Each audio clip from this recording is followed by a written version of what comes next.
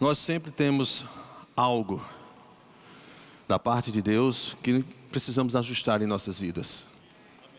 Nós caminhamos para uma perfeição, buscamos uma qualidade de vida, mas por isso nós estamos aqui e por isso nós buscamos essa orientação do Senhor. Não é verdade, queridos? Nós temos um tema da vez, que é servir como Cristo. Eu, quando vi esse tema, achei precioso esse tema. Porque, queridos, servir como Cristo é assumir uma identidade no serviço. E muitas vezes as pessoas não entendem a importância do servir. E pensam que, como o pastor Tiago colocou, servir como Cristo, nós estamos somente aqui querendo arregimentar você para trabalhar na igreja, para ser um voluntário na igreja. Não que isso que não seja bom, isso é maravilhoso, quando você tem entendimento e conhecimento do que é servir ao Senhor. Mas eu sei, queridos, que muitos talvez não tenham essa visão, alguns não têm essa visão, por isso não se envolvem, não se doam de coração, não busca essa revelação de que é servir como Jesus, como Cristo. E nós vamos estar esta noite falando alguma coisa, sobre o servir. E eu sei aquilo que Deus colocou no meu coração, eu creio que vai já me estar trazendo algo, já está me fortalecendo e me dando uma visão diferente. E eu creio que vai também te atualizar, trazer essa condição para você também. Quando eu olhei no dicionário, a palavra servir é trabalhar em favor de algo ou alguém, prestar um serviço, manifestar uma atividade e outras coisas. Isso é servir. Mas uma coisa que no dicionário que alinhou, com o servir do qual nós estamos direcionados, é se adequar às necessidades de alguém ou de algo. O próprio Jesus, lá em Marcos, no capítulo 10, versículo 45, ele diz algo muito forte. Ele diz: pois o próprio Filho do homem não veio para ser servido, mas para servir e dar sua vida em resgate por muitos. Jesus, ele tinha consciência de qual era o papel que ele veio desenvolver aqui. E muitos de nós não temos essa convicção do chamado, não temos a convicção do que estamos para fazer, e por isso não desenvolvemos com qualidade um serviço. Eu preciso entender, querido, como filho de Deus, eu tenho algo para fazer. Nem que seja que o meu servir a Deus seja para agradecer a Ele por tudo aquilo que Ele fez na minha vida, por tudo que Ele fez na minha condição de eu estar vivo hoje. Porque se eu não tivesse conhecido o Senhor, se eu não tivesse a revelação da palavra, talvez eu não estivesse aqui. E talvez eu não tivesse a condição e a visibilidade de poder servir a Deus.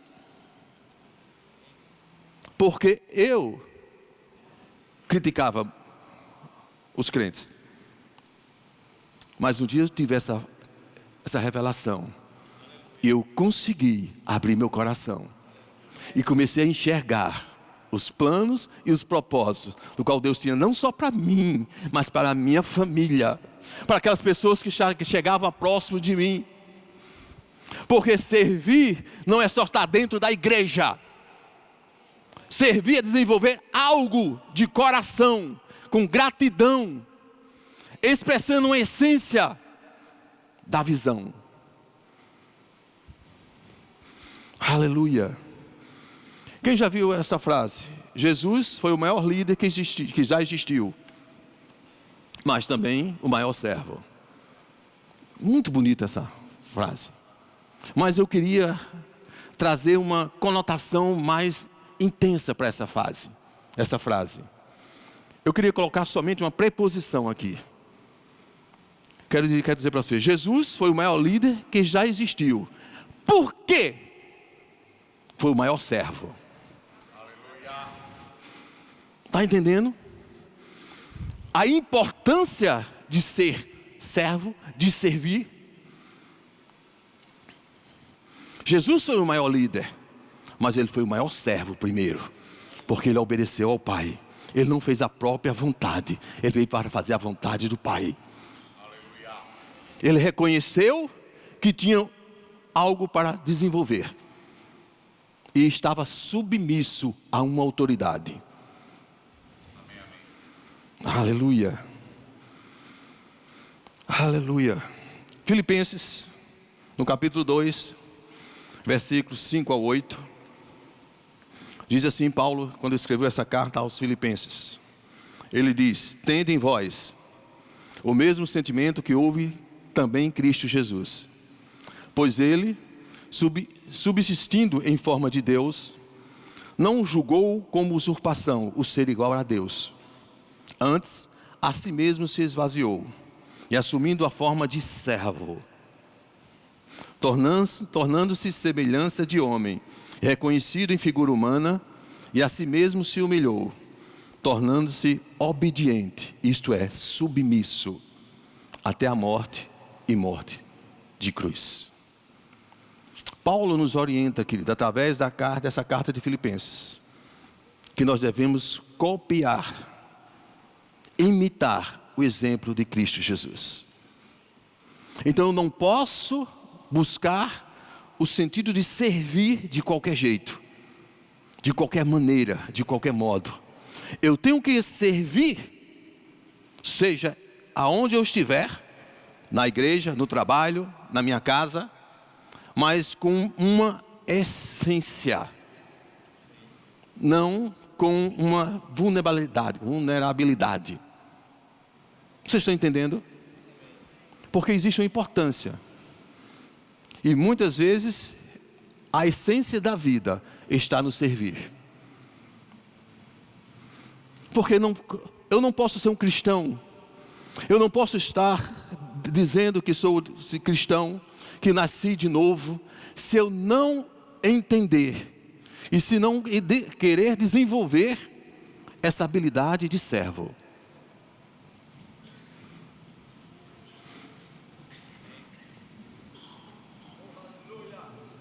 Aleluia. Deixa eu dizer para você, eu preciso entender isso, mas também eu preciso entender que existem valores que eu devo desenvolver para alcançar uma excelência no servir. A própria palavra de Deus nos instrui que Deus está acima de todas as coisas. Quem concorda comigo? Deus está acima de todas as coisas, mas depois de Deus é a família. Está entendendo? Deus acima de todas as coisas, depois a minha família, a família, depois o trabalho e depois a igreja. Tem valores, escala de valores que eu devo entender e compreender, que eu devo buscar e desenvolver essa escala. Agora eu não posso deixar de servir na igreja, porque não, que eu tenho agora que dar um tempo à minha família. Eu não posso deixar de servir na igreja, porque não, eu trabalho direto, eu não só vivo trabalhando. Não é isso. Você tem que compreender que existe uma escala de valores, e eu posso desenvolver uma minha conduta firmada nessa escala. A família vem logo abaixo de Deus. Então a minha prioridade de servo é aonde? De desenvolver a minha prioridade de servo na minha casa, na minha família. Homem, não basta você ser somente o cabeça do lar, querer ser o líder, o mandão. Você tem que entender que para você ser líder, você tem que ser servo. Porque Jesus foi o maior líder, mas ele foi o maior servo. Então eu tenho que buscar essa conduta e desenvolver na minha casa. Vocês estão calados, vocês estão concordando comigo? Porque a maior expressão de um líder é quando ele desenvolve uma servidão. Uma vez, quando eu era líder lá do diaconato, na Zona Leste, né? Eu, líder do diaconato, e quando eu fui olhar, estavam os bebedouros, né? Vazio, aqueles tubos de água, vazio. E eu já tinha dito várias vezes, gente, quando essa água acabarem, vocês têm que trocarem. E não era a primeira vez que eu vi aquilo. Eu fiz o que, querido? Fui lá no depósito, peguei um botijão de água, botei aqui, passei na frente de todos os diáconos, levei lá para o bebedouro e coloquei lá. E disse, assim como eu posso fazer, vocês têm a obrigação de fazer. Está entendendo? Para que eu possa alcançar um nível de autoridade, eu primeiro tenho que ser aprovado como servo. Se eu não for qualificado como servo, eu não vou chegar numa posição de autoridade. Então eu não vou ter essa autoridade dentro da minha casa, exercer uma autoridade dentro da minha casa, se eu não for exemplo de servo. Agora, presta atenção. Muitas vezes as pessoas têm uma mentalidade distorcida de o que é servir. Principalmente dentro de casa. Não é que você queira que sua esposa, marido, seja uma prestadora de serviço para você. Você não casou com uma prestadora de serviço. Você casou com uma auxiliadora, idônea, para estar junto de você e desenvolver um propósito dentro de casa. Essa parte do serviço, cada um tem uma parte. E não custa nada você chegar em casa e lavar os pratos. Não custa nada você chegar em casa e passar a vassoura num canto. Ou passar um pano. Ou colocar a mesa. Está entendendo? Fazer o café. Então, isso é uma disposição de estar junto. De desenvolver uma condição mútua de serviço. É reconhecer que nem tudo ela pode fazer sozinha. Mesmo que você chegue num dia de trabalho, exausto, cansado. Mas eu digo para você, querido, lavar prato de manhã, de tarde, de noite, misericórdia, Jesus. Tem uma graça sobre a mulher. Está entendendo? Existe uma graça. Então eu preciso reconhecer que existe um favor de Deus sobre a minha vida, para que eu possa chegar em casa e enxergar e desenvolver aquilo que ela precisa. E quando você honra a sua esposa com simplesmente um lavar de um prato, você não sabe o que você vai ter em troca. Presta atenção, querido. Presta atenção. É só lavar um pratinho, deixar tudo arrumadinho. Está entendendo? E sobra depois lá no quartinho. Amém, queridos? Então, tem coisas que nós precisamos desenvolver e é necessário. Mas eu preciso entender isso. Eu preciso buscar isso. Essa condição favorável. Porque você, como eu disse para você, você não casou com alguém para te servir. Certo? Vocês casaram, nós casamos para uma justa cooperação. Esta é a visão. Isso foi um desejo do coração, uma justa cooperação. Você antes de casar, você não disse, olha, você vai ter que lavar a casa, passar plano, você vai fazer isso. Você não disse isso para sua esposa. Não é? Você não falou isso. Você disse, vamos estar juntos, todos os dias, todas as horas. Vamos desfrutar de todos os momentos. Vai ser só alegria. Está entendendo? Mas tem momentos, queridos. Eu escrevi algo aqui, deixa eu ver se eu acho aqui. Tem momentos no nosso relacionamento familiar que vamos precisar estender as nossas mãos, muitas vezes para ajudar para segurar e até para levantar o outro. Por isso, tem que existir essa justa cooperação, essa disposição de um para com o outro. Vai ter momentos na minha vida, ou na sua vida, no nosso relacionamento, que eu vou ter que tratar com o meu coração, com as minhas emoções, para que não traga um dano emocional, não traga uma condição desfavorável no meu relacionamento. Muitas vezes eu tenho que viver um sacrifício vivo, santo e agradável a Deus, para preservar o meu coração e o meu relacionamento. É fácil uma vida a dois? Não é. Somos diferentes, vivemos momentos diferentes, desejos diferentes, muitas vezes planos diferentes, mas temos que equalizar isso, buscar essa condição de uma comunhão a dois. E muitas vezes, queridos, tem momentos que nós temos que colocar os nossos pés à disposição de ir atrás, de ir de encontro, porque você não pode ficar somente parado, esperando que as coisas aconteçam. Você tem que se posicionar, ir atrás. Muitas vezes você não quer, os seus pés não querem dar um passo, mas você respira e diz: eu vou, porque o maior habita em mim. Eu não vivo por aquilo que vejo, nem por aquilo que sinto. Eu vivo por aquilo que creio na palavra e naquilo que Deus colocou na minha vida com a vida dela. Essa união não foi por acaso. Essa união foi para um propósito. E quando nós temos filhos, queridos, aí é que nós devemos aumentar essa nossa responsabilidade de um para com o outro. Porque eu vou ser espelho e você vai ser espelho.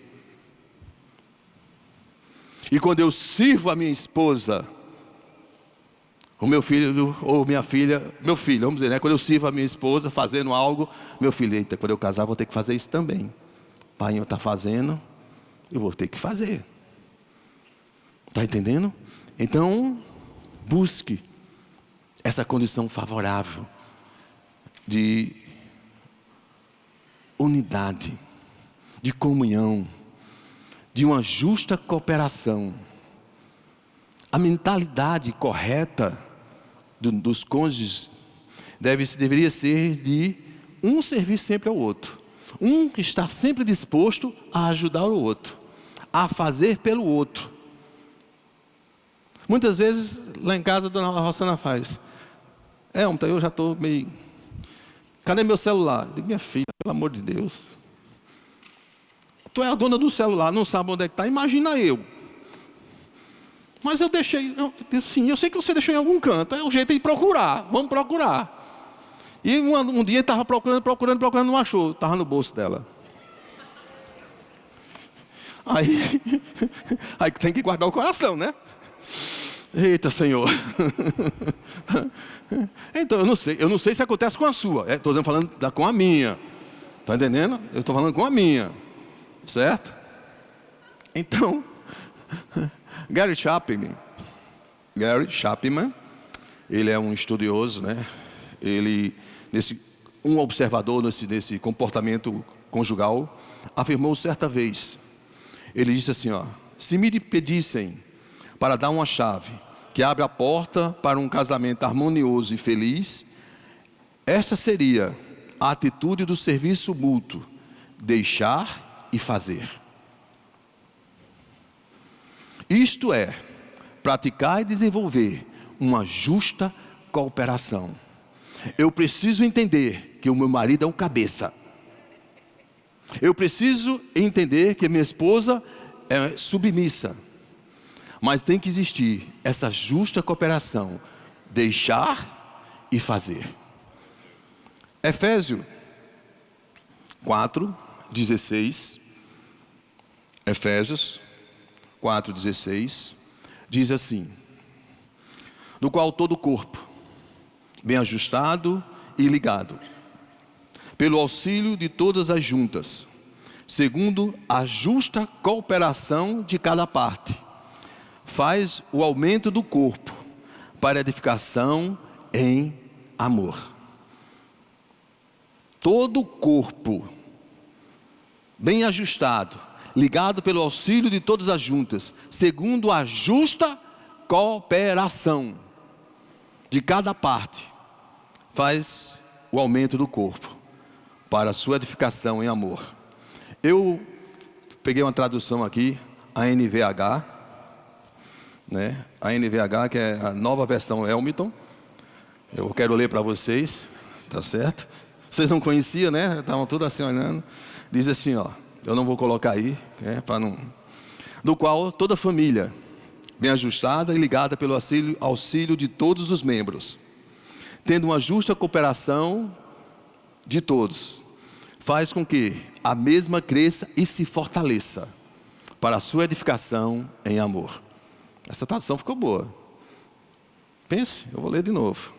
Do qual toda família, bem ajustada, ligada pelo auxílio de todos os membros, tendo uma justa cooperação de todos, faz com que a mesma cresça e se fortaleça para a sua edificação em amor. Glória a Deus, queridos. Eu preciso entender que existe uma igreja chamada família, e eu preciso desenvolver princípios dentro dessa igreja, porque a minha casa é a igreja da minha família. É onde eles, através de mim e através da minha esposa, vão receber o ensino da palavra, não por aquilo que só falamos, mas por aquilo que vivemos dentro. Se você tem conhecimento da palavra, mas não reflete luz dentro da sua casa, trevas vão permanecer. E a sua família vai desfalecer. Porque não é só aquilo que eu digo, não é somente aquilo que eu falo, é aquilo que eu vivo. Porque melhor do que dar um exemplo é ser exemplo.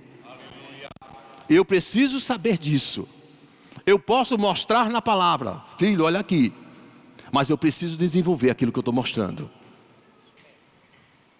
Eu preciso entender que eu sou o mestre da casa. Jesus é o mestre dos mestres, é o maior servo, é o maior líder. Mas dentro da minha casa, eu preciso ser o maior líder, o maior servo e o mestre. Eu preciso desenvolver isso. E Deus já te deu essa capacidade, porque você tem o Espírito Santo dentro de você. Você tem a instrução no manual da vida. Então o que é que falta para que você possa desenvolver essa estrutura dentro da sua casa, com a sua família, para que você possa desfrutar não somente de uma casa, mas de um lar. Eu sempre digo isso: casa você constrói, casa você compra, casa você financia, casa você aluga, mas lá você constrói com princípios e valores. Lar é um lugar da família. Casa é um alojamento de pessoas. Vocês entenderam? Então a minha casa precisa ser um lar. Para quê? Para que não somente aloje pessoas, mas traga uma felicidade para a família. Porque não adianta você ter uma casa maravilhosa, luxuosa, mas que não exista paz, não exista respeito, não exista amor, não exista fidelidade, não exista compreensão. Para que tudo isso?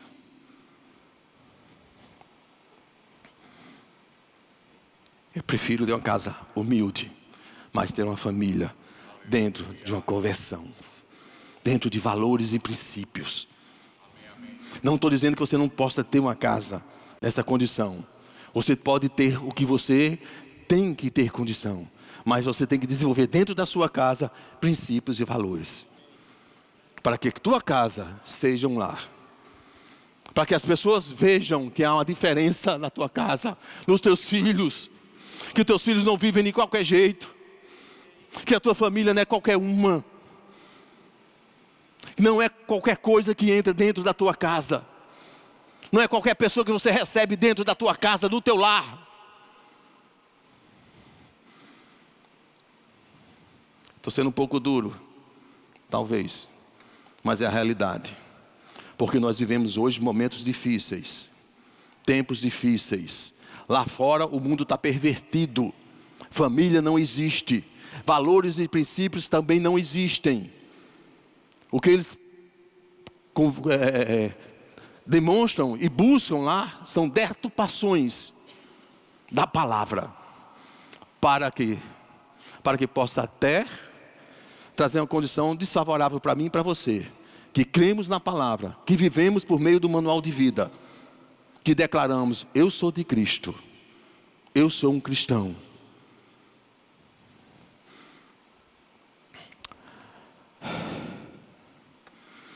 É na nossa casa, queridos, que nós ensinamos o que realmente sabemos. Mas é na nossa casa que nós reproduzimos o que nós somos.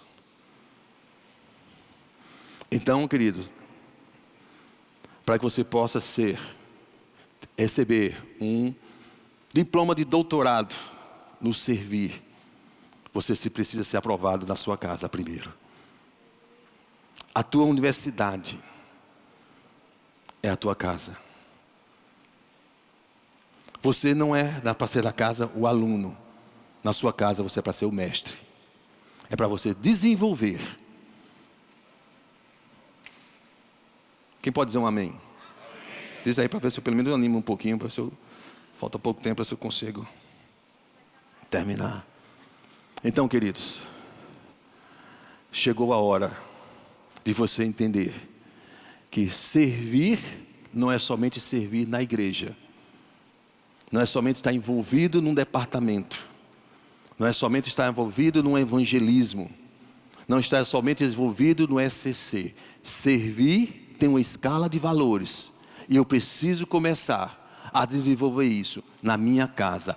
Quando eu desenvolver isso na minha casa e eu for aprovado, eu vou servir na igreja, eu vou servir no meu trabalho. Aonde eu passar, eu vou ser um servo de Deus. Porque muitas vezes eu vou passar na rua, eu vou ter que estender as minhas mãos. Muitas vezes eu vou passar na rua, vão dizer coisas, eu vou ter que guardar meu coração. Muitas vezes eu vou passar na rua, eu vou ter que usar minhas pernas, correr para ajudar alguém, para fazer algo por alguém. Sair do meu lugar de comodismo para ir ser um cristão ativo. Mas eu preciso entender, eu preciso servir como Cristo. Não é de qualquer jeito. Aleluia. Aleluia.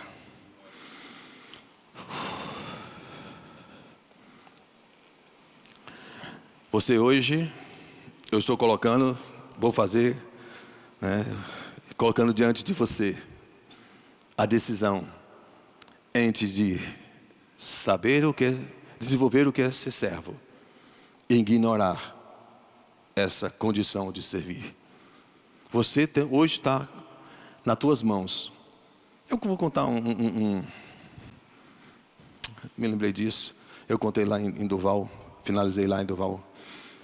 Existia uma cidadezinha, um povoado, perto de uma montanha, um pequeno morro. E naquele morro existia um homem que ele era conhecido por toda aquela cidade ali, que quando as pessoas levavam sempre algo que eram para resolver, que eles não conseguiam resolver no meio deles, ele levava para aquele homem dava uma instrução, uma orientação, e as coisas sempre davam certo. E isso por muitos anos vinha acontecendo. Ele era chamado, vamos lá no sábio. O nome dele era Sábio. Porque não tinha nenhuma vez que as pessoas chegassem até ele e ele não trouxesse uma condição, uma informação, uma instrução, que aquilo ali desenvolvesse e desse certo. E isso causou inveja. Não sei se vocês entendem isso. Quando a pessoa se destaca, quando a pessoa realmente se alinha com um propósito, alguns se levantam para querer denegrir a imagem. E se levantaram pessoas para querer denegrir a imagem daquele sábio. E eles buscaram um plano, fazer um plano.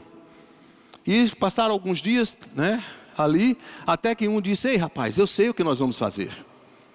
Isso que é, eu vou pegar um passarinho, vou botar o passarinho na minha mão, e vou chegar até aquele homem e vou dizer: sábio, tu és sábio mesmo? Me diz, o que é que eu tenho na minha mão? E se ele disser, é um passarinho, nós vamos aplaudir ele. Mas vamos dizer, esse passarinho está vivo ou está morto? Se ele disser, está vivo, a gente ó. Aí disse: ei, tu errou. Nós vamos pegar ele. Não tem como. E se ele disser que está morto, eu abro a mão, o passarinho vai voar. Então não tem como nós não deixarmos de pegar ele. E foram até aquele homem. Subiram aquele morro. Não foram somente 2 ou 3 pessoas, foram várias pessoas querendo denegrir a imagem daquele homem. E ao chegar lá, as pessoas ficaram assim, ele estava sentado olhando para o horizonte. E um daqueles jovens chegou e disse: sábio, nós sabemos que você é sábio, temos a certeza que você é sábio. Nós só queríamos fazer uma pergunta. E ele, sem olhar para aqueles jovens, disse assim: pode perguntar. Ele olhando para o horizonte. E aquele jovem colocou a mão para trás e disse: tu és sábio? Se tu és sábio mesmo, o que é que eu tenho na minha mão? E aquele homem parou, pensou um pouquinho, olhou para o alto, aí disse: você tem um pássaro na sua mão. Então você é sábio demais. Você acertou, realmente temos um pássaro aqui na nossa mão. Eu tenho um pássaro. Agora me diga uma coisa: esse pássaro está vivo ou está morto? Nesse momento, aquele homem se levanta e vai de encontro àquele jovem. E se direciona na frente do jovem, olha olho no olho. Aí disse: filho, deixa eu dizer algo para você. Diga, sábio. A decisão de vida ou morte está nas tuas mãos. Você é quem decide o que você quer para esse passarinho. Não sei que você entendeu, querido, mas hoje eu estou colocando nas tuas mãos uma decisão de vida ou de morte. Você que decide o que você quer fazer, o que você vai fazer com essa instrução. Você vai abrir teu coração, vai receber essa instrução, vai buscar a orientação divina da palavra, para que você seja mais fortalecido e evidencie dentro da sua casa um chamado de servo. E você evidencie dentro da sua casa uma sabedoria do alto, onde a tua família seja impactada, onde os seus filhos desejem estar com você. Onde os seus filhos, quando você chegar no trabalho, dizer: papai chegou, correr e abraçar papai. E dizer: papai, eu te amo. Não se esconder de você dentro de um quarto. Entenda isso. Eu preciso trazer os meus filhos para perto. Eu hoje, meus filhos já estão tudo casados, né? Eu estou trazendo meus netinhos, né? Eu estou trazendo meus netinhos, porque são filhos dos filhos, não é verdade? E assim, eu não sei do Val, né? Mas assim, quando meu primeiro neto, diziam para mim: você vai ser um vovô abestalhado. Eu digo: que isso, que conversa. Abestalhado não tem isso não. Eu vou ser um vovô que eu vou gostar dos meus netos. Mas eu me tornei abestalhado mesmo. Não tem como. Não, querido, é verdade. Isso é verdade, eu digo a você. É uma nova fase das nossas vidas, no qual nós vivemos. O amor que nós sentimos pelo nosso neto parece que triplica, quadriplica. A gente não tem como dizer a intensidade que nós amamos aquelas crianças. Para você ter uma ideia, eu fui, marquei um encontro, né, com meu filho, o meu netinho mais novo, que é o Elton Neto, no shopping. E quando nós chegamos lá no shopping, né, eu cheguei lá para vovô, ele me deu um abraço tão grande que eu até estranhei, um abraço tão forte que ele me deu, né, que ele me abraça, mas não é tão forte daquele jeito. Eu disse, do que? Vovô, eu queria batata e pai não quis me deu, não quis me dar. Que isso, meu filho? Tu não quer dar batata ao menino? Vamos, o vovô vai comprar batata para você, né? Aí eu peguei na mão dele, saí caminhando. Quando cheguei na subida ali que ia para praça de alimentação, que eu fui subir na escada, disse, papá, vovô, não é aí não. Ele, não, filho, batata é lá em cima. É não, vovô, é ali. Quando eu olhei, Rio do Peixe. Eu disse, batata no Rio do Peixe? Sim, vovô, é ali. Eu digo, aonde, meu filho? Vamos mostrar. Aí quando ele entrou, ele foi lá e tem uns bonecos pendurados. Um bonequinho desse tamanho, R$69. Pensei que ia comprar batata frita. Aí tinha outros de 19, tinha outro de 14. Olha como esse é bonitinho. Eu disse, não, vovô, eu quero batata. Aí eu disse, eu já prometi, né? Aí tive que pagar. Tive que pagar, né? Aí você fica bestalhado com o neto, meu bichinho. Está entendendo? Não tem como. Mas existe uma gratidão tão grande. Uma alegria no nosso coração de ver, né, os nossos netinhos, eles chegando, abraçando. Ei, deixa eu dizer para você. A família tem que ser um reflexo. Os filhos são um reflexo nosso. Os netos têm que ser um reflexo dos filhos. Está entendendo? E aquilo que ele diz hoje, ele já diz hoje, é um reflexo que ele vê no pai, que o pai viu em mim. Certo? Ele disse uma vez ao meu filho, pai, a mulher chamou para ele orar pela aniversariante. Aí meu filho, não, ele é meio assim, não, eu não queria não. Aí meu filho, aí ele disse, paiinho, que é netinho? Ore que o senhor é pastor. Que é isso, menino? Fica quieto. O senhor é pastor, paiinho. Né? Ele não tinha sido licenciado ainda não. Então ele orou por aquela criança. E ele disse, olha paiinho, o senhor vai ser pastor, vovô é pastor, o senhor vai ser pastor e eu também vou ser pastor. Está entendendo, queridos? Então, existe maior gratidão do que isso. Existe você olhar para a sua família e olhar e ver que eles estão seguindo no caminho do qual muitas vezes lá atrás, se eu não tivesse conhecido o Senhor, eles não estavam nesse caminho. Se eu não tivesse me tornado um sacrifício vivo, santo e agradável a Deus, eu não teria a família hoje que eu tenho. Mas é necessário. Para desfrutar de algo, você precisa, muitas vezes, sacrificar aqui atrás. Oh, glória a Deus. Aleluia. Eu creio, queridos, não sei o que eu vou falar mais aqui, mas Deus já falou aos nossos corações. Eu creio, que nessa noite você teve uma instrução do Senhor. Não é eloquência de conhecimento da palavra, mas é vivência diante de Deus que nos traz uma condição favorável. Eu preciso ter o conhecimento, preciso, mas eu preciso ter essa vida regada na palavra. Eu preciso reconhecer que eu e Deus somos um. Eu e Deus, eu posso em Deus todas as coisas, mas eu preciso decidir a me posicionar, a ser realmente um filho de Deus, seguindo as instruções do Pai, as orientações, para que eu possa desfrutar o que a palavra tem como plano e propósito para a minha vida e para a minha família. Amém? Senhor nosso Deus e Pai, nós te louvamos. Eu te agradeço, Senhor, por esse momento, Pai, de estarmos aqui, Senhor, orientada pelo Teu Santo Espírito, Pai.